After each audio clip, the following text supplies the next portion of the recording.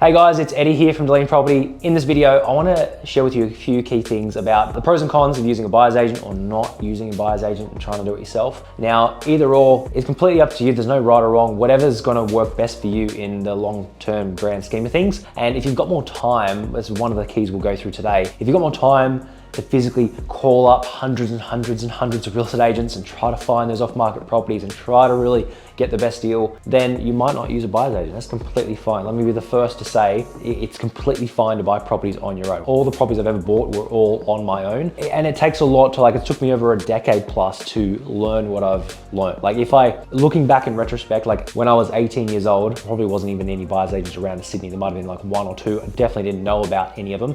And I definitely couldn't afford it at that particular time. But if I did, or maybe if I was starting again from now, being whether it's a business owner or a husband and wife that have a property and have lots of equity in it, I'd definitely consider it. But I want to take you through we've got the whiteboard here, so we're going to write down a few things, very short, very simple, and going to get straight to the point.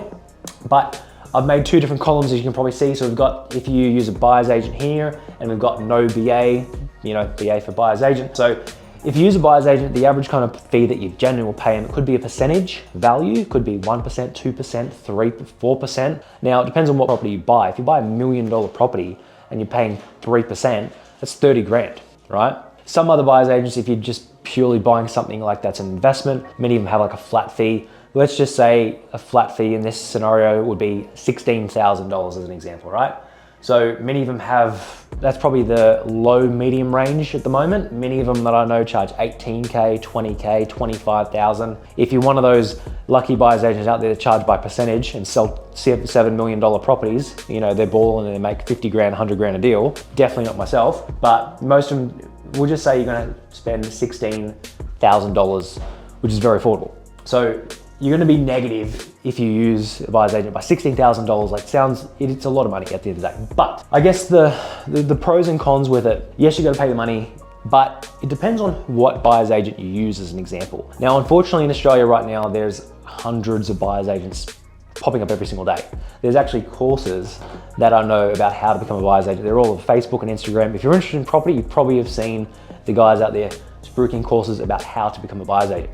But the issue with what that is that nowadays almost anyone can become one, but who's actually got the experience at the end of the day to actually get you a property that's actually going to be a really, really good deal and make you 100 grand on the way in, or make you $500,000 in the next few years, or whatever it may be. So if you're going to use one, I definitely suggest use whoever you like, but make sure that they've got experience themselves. Whether it's myself or someone else, make sure they've got 10, 20, 30 properties and they've actually bought themselves. They're not just a random that has started overnight.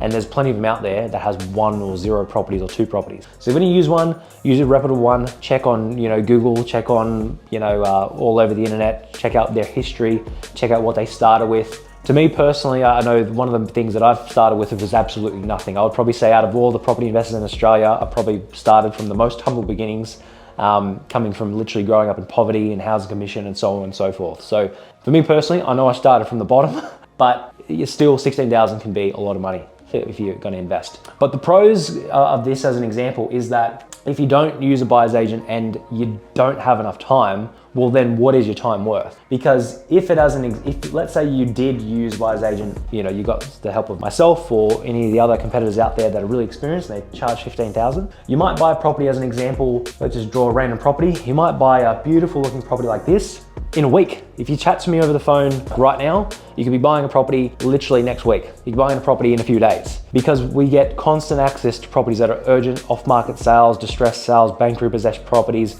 that are essentially in time-sensitive situations where the sellers, as an example, they've got to sell within 2 months and they have a tenant in place for the next 6 months, so it's hard to sell to an owner-occupier who would normally pay the most money. So essentially we get access to a lot of deals every single day of the week. We can buy as many as 30, 50, 60 properties in a month just to constantly get access to more and more properties every single week and every single day. So you might buy properties, and literally time is one thing. You might only spend 1 week or 2 weeks and then you bought a property, right? Now, if you didn't use one as an example, and to find the right property, let's assume it's really good value, even if it might have took you as an example 3 months. Now in let's say that takes 3 months as an example, and here's only 2 weeks.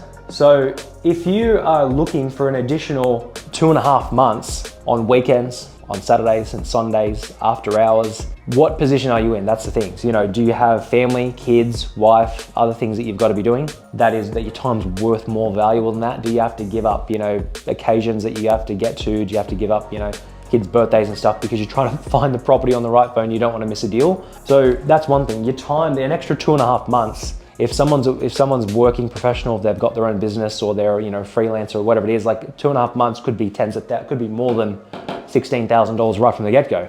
You could be wasting more money just from a pure time perspective, right? So you got to think of time versus the value versus time.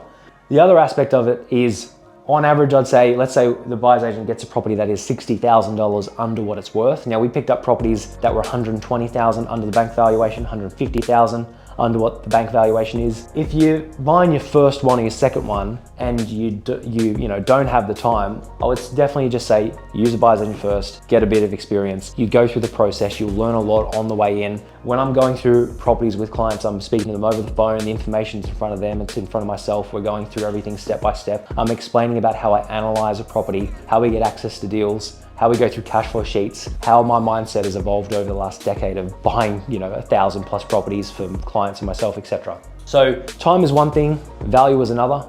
If you're buying a property, a buyer's agent might get at $60,000 of what it's worth, whereas if you buy it yourself, you might not. So that's automatically, let's assume even just the 2.5 months it took, because it took you an extra 2.5 months is, let's say, even $10,000. So then that $16,000 that you would have paid is really only down to, $6,000 now. But then if you're buying a property that's $60,000 under what it's worth, well then, even if by doing it this way, you're probably paying $54,000 too much now, because the time and you're not getting a property that's actually under market value. And then further to that, you might not even be thinking of which particular state or location to buy in. If you're buying through a reputable buyer's agent that has a lot of experience and they've got lots of properties themselves, then they're probably going to be trying to put you in a market that is very strategic, that you can get the most amount of growth in the maximum and the shortest amount of time. Whereas if you're buying on your own, you might just be thinking, well, I only know where I live, so let's just try to find a property around that location. As an example, I speak to clients every single day of the week now, and they're thinking, oh, let's buy in Adelaide or Queensland or Sydney or Melbourne. Whereas to me, if I was them, I'd be buying right now on the Perth market, and I have been. I bought a dozen properties there at least in the last 6 months myself, and hundreds of properties for clients. And they're literally just now jumping on the Queensland market, which has already doubled in value. So they're jumping on the boat when it's already left and arrived at the destination.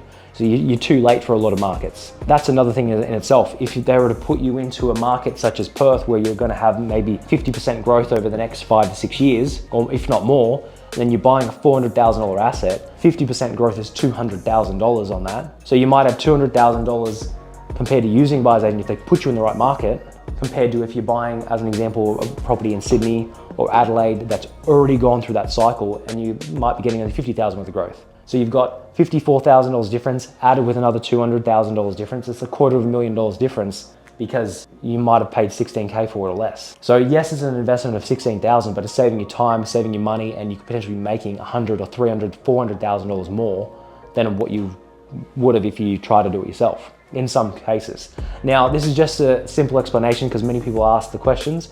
But again, if you're someone that has a lot of time, if you're obsessed with property, if you like doing it yourself, then definitely, try to do it for sure. It's really good for many people to start off that way. But if you have family, kids, full-time work, you're going to be doing it half-assed. So, you might be better off trying to get a little bit of help first. But if you have any questions with any of this, give us a call, comment below, send us an email. My team are always available to chat over the phone or via email, completely free. You can chat to them, you can find out a little bit more information about what's going to be best for you. They can point you in the right direction, even if it's about finance. They can give you a bit more of an understanding about what you do need to do to get into position to buy property, so that you don't have to keep waiting. You can buy property in the next week or 2 weeks.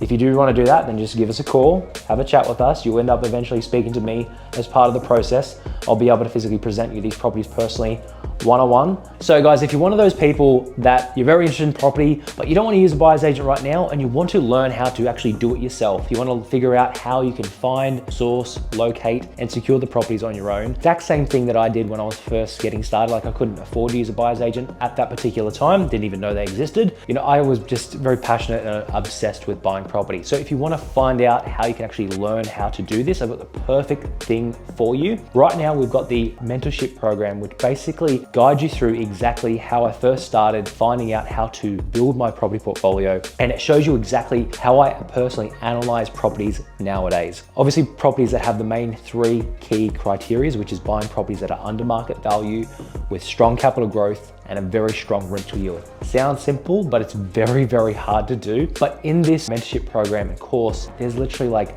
50 to 80 videos at least, basically outlining exactly how I built my own portfolio, how you can as well. It outlines as well different states and particular pockets which I've personally invested in. It gives you the exact detailed outline of my entire portfolio, you know, the exact suburbs that they're in and why I bought in those locations as well. It also goes on to explain about property market cycles throughout each particular state, and just really is a start to finish guide and blueprint on how you can build your portfolio and how you can actually source, negotiate, and get properties that are under market value, how you can learn to do it yourself. So if you're interested in that, click on the link below and you'll get more information. Look forward to seeing you on the inside.